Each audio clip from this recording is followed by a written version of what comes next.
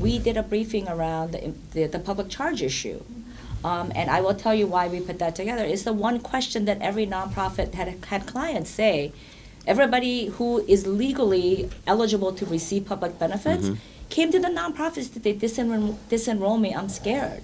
And I think when you look at this issue that is related to immigration, exactly what the comptroller is saying, many of you remember the case that we worked on regarding Mr. Yu last year.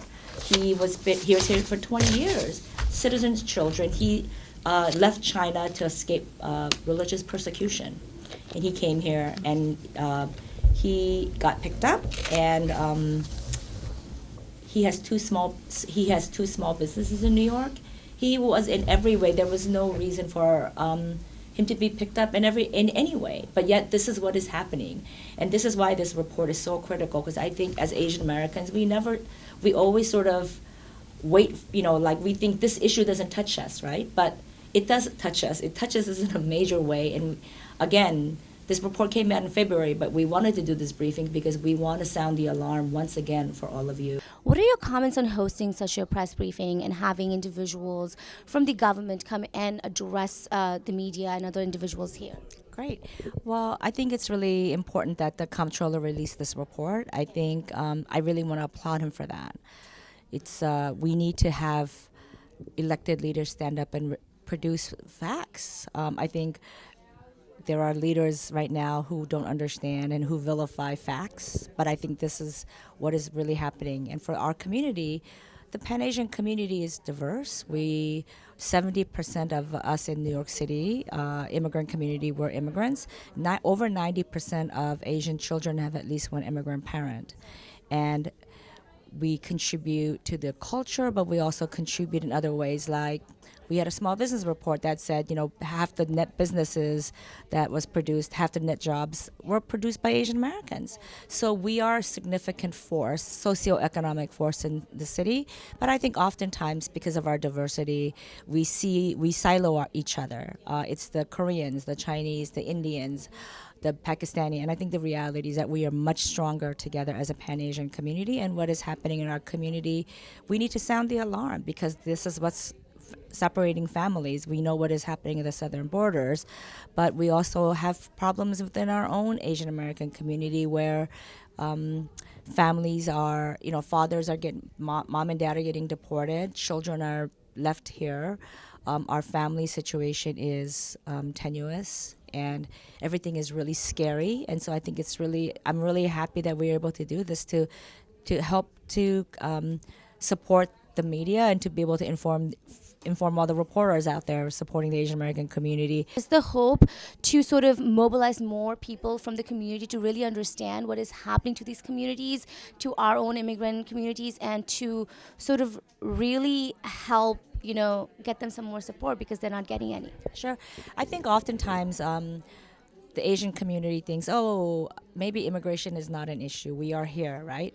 But this is really to say deportation is an issue, immigration is an issue, mixed status families is an issue, and everything about what is happening with the the Muslim ban, the vilification, and reducing the numbers of family visas. These are real things, and we need to understand as a community how we can start to arm ourselves with facts and to be able to push back. One of the things that's lacking is a pipeline through our community groups to provide legal related services. For example, a lot of organizations help provide translation services so that they can communicate with the attorneys and clients can communicate with each other. They often help collect and prepare supporting documentation for any applications that they do, and they often accompany clients to court proceedings to provide some sort of translation service. And in a lot of cases, they're doing this unfunded, and it's because they provide a vital service. They're trusted by their community groups. We urge the city and the state to consider continued investment. There's some understanding that there's some shift in wanting to do more rapid response, but the challenge with the community is that if we divert funding from the services that our community organizations provide, we're going to lose that pipeline to the rapid response, to the legal immigrant services that they're building tremendous capacity for. when we're talking about these communities, when we're talking about these undocumented immigrants, we're talking about this increased activity in ICE. Could you tell our viewers exactly what is happening to these populations? What is happening to these families? Sure. I mean, there's a lot of mixed status families, right? So people who have some people with kids are citizens, parents who are undocumented, or even green card holders. It's not just people that are undocumented that are being exposed to immigration enforcement. Because if you are, if you run into some, traffic violations or something like that, sometimes you get caught up in the system and you end up being in immigration enforcement proceedings. So what we want to maintain is clear that we want to make sure that families stay together. There's in the Asian community, mixed status families is probably one of the norms, and so we want to make sure that we as a city that's a sanctuary city, and as a country that values families, that we make sure that we provide the services that are needed for our communities to stay together. Tell the stories of why this is not okay with our community.